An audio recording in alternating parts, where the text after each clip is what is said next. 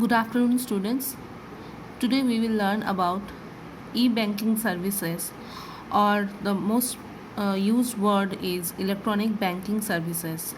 Now, what does e-banking means? E-banking means when we are having the transaction or the transaction that occurs through internet, that is on online platform. Okay, so each and everything that doesn't involve physical form of money, the transaction that doesn't involve the exchange of physical form of money, is known as the e-banking. That means online banking. Now online banking can be of different kinds. That it can be through an ATM, that is when we withdraw money from an automated teller machine in an ATM counter. It can be through debit card, it can be through credit cards, it can be through e-banking, the electronic banking, or the which is most famously known as the NEFT and RTGS. Now about all these I'll discuss in details with you.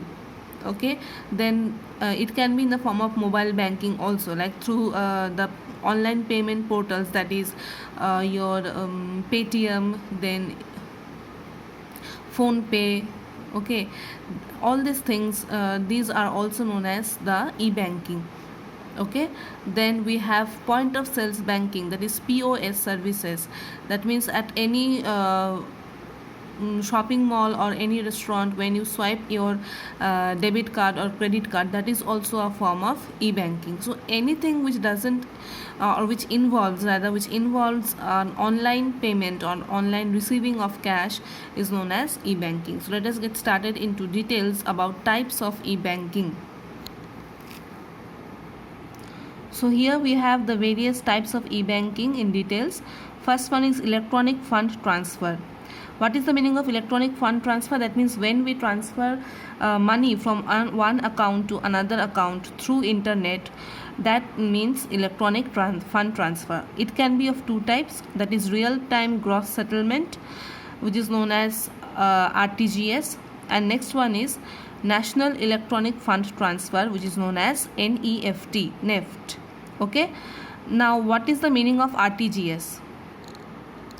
In RTGS, the amount is being transferred from one bank account to another bank account. Okay, on a real-time basis. Real-time means there is no waiting period for the transaction to be executed. Gross means it is done on the basis of one-to-one mode. That means one by one these transactions will be cleared. And settlement means that it is irrecoverable, means it cannot be changed. Once you are opting for RTGS, you cannot cancel the transaction. Okay, so it is basically done for interbank transaction, and the minimum limit is 2 lakh per day, and the maximum limit can be 10 lakhs. Okay, and it is done for transferring one amount to another bank account. Okay, next we have NEFT. NEFT is done for the transfer of amount of money for on the individual basis, like from one customer's account to another customer's account, and both the things, that is both RTGS and NEFT, is being controlled by RBI.